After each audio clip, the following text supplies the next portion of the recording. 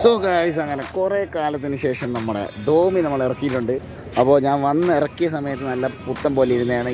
ഇവിടെ ഷിമോഗയിൽ അത്യാവശ്യം നല്ല മഴയും കാര്യങ്ങളൊക്കെ ആയതുകൊണ്ട് ചള്ള പിടിച്ചിരിക്കുന്നതാണ്. അപ്പോൾ ഇന്നത്തെ വീഡിയോ ചെയ്യുന്നത് എന്തിനാണെന്ന് വെച്ചാൽ അതെ ഈ ഒരു സാധനം ഡോമിനർ ഓണേഴ്സിന് അറിയാം. നമ്മുടെ ഡോമിനറിൻ്റെ സീറ്റ് എന്നൊക്കെ പറഞ്ഞാൽ അത്യാവശ്യം നല്ല മരക്കട്ട പോലത്തെ സാധനമാണ്. അപ്പോൾ ഞാൻ എന്താ ചെയ്യാൻ പോകുന്നത് വെച്ചാൽ ഈ സീറ്റ് ഒന്ന് അപ്ഗ്രേഡ് ചെയ്യാൻ പോവാണ്. വേറൊന്നുമല്ല, ലോങ് ട്രാവൽ ചെയ്യാൻ വേണ്ടി പോവാണ്. കുറച്ചൊക്കെ ഏകദേശം ഒരു 7 മാസമായിട്ട് നമ്മൾ ട്രാവലിങ്ങും കാര്യങ്ങളും ഒന്നും ഇല്ലാതിരിക്കുമായിരുന്നു. വണ്ടി 7 മാസത്തിന് ശേഷമാണ് അത്യാവശ്യം ഒന്ന് റോഡിലേക്കൊക്കെ ഇറങ്ങുന്നത്. എന്തായാലും ഈ സീറ്റ് നമ്മൾ അപ്ഗ്രേഡ് ചെയ്യാൻ പോവാണ്.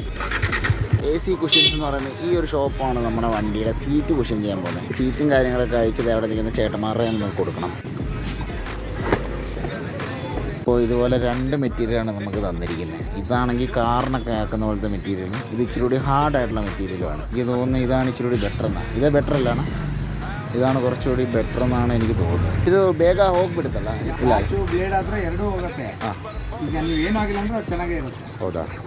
വണ്ടി അങ്ങനെ അഴിച്ചു കൊടുത്തിട്ട് നമ്മൾ പോവുകയാണ്. ഏകദേശം 3 മണിക്കൂർ കഴിയുമ്പോൾ വേണം വന്ന് വണ്ടി എടുക്കാനായിട്ട്. എന്തായാലും 3 മണിക്കൂർ കഴിഞ്ഞ് വണ്ടി എടുക്കാൻ നേരം കാണാം. ഫൈനലി അങ്ങനെ നമ്മുടെ വർക്ക് കംപ്ലീറ്റ് ചെയ്യാൻ വേണ്ടിയിട്ട് ഞാൻ ചെയ്തെടുത്തത് ലോ ബഡ്ജറ്റുള്ള ഒരു ചെറിയ സീറ്റാണ്. അപ്പോൾ ഇതാണ് നമ്മുടെ സീറ്റ്. അപ്പം ഇതിൻ്റെ അത്യാവശ്യം നല്ല രീതിക്ക് വീതി കൂടിയിട്ടുണ്ട്. നേരത്തെ ഇത് ഇങ്ങനെയായിരുന്നു, ഈ ഒരു ഭാഗം വരെ ഉള്ളായിരുന്നു. അപ്പോൾ കുറച്ച് എക്സ്റ്റെൻഡ് ചെയ്ത് ഈ കമ്പിയോട് ചേർത്ത് വെച്ചെടുത്തിട്ടുണ്ട്. ഇപ്പം ബാക്ക് സീറ്റ് അത്യാവശ്യം നല്ല കംഫർട്ടാണ്. അതേപോലെ തന്നെ ഫ്രണ്ട് സീറ്റിനെ പറ്റി പറയുകയാണെങ്കിൽ ഫ്രണ്ട് സീറ്റിൽ എനിക്കൊരു 10% സുഖക്കുറവ് തോന്നി. കാരണം എന്താ വെച്ചാൽ ഈ ഒരു വെട്ട് കണ്ടില്ലേ, ഇവിടെ വന്നിട്ട് ഇത്ര ഒരു പീസ് അങ്ങനെയാണ് ചെയ്തേക്കുന്നത്.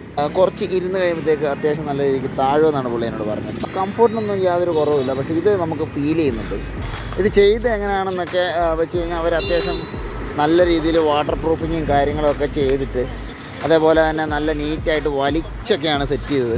എന്താ പറയുക, അത്യാവശ്യം കിടിലമായിട്ടാണ് ഇത് സെറ്റ് ചെയ്ത് തന്നിരിക്കുന്നത്. അപ്പോൾ കംഫോർട്ട് ഭയങ്കരമാണ്. കാഴ്ചയിലാണേലും അത്ര വലിയ വ്യത്യാസമൊന്നും ഫീൽ ചെയ്യുന്നില്ല.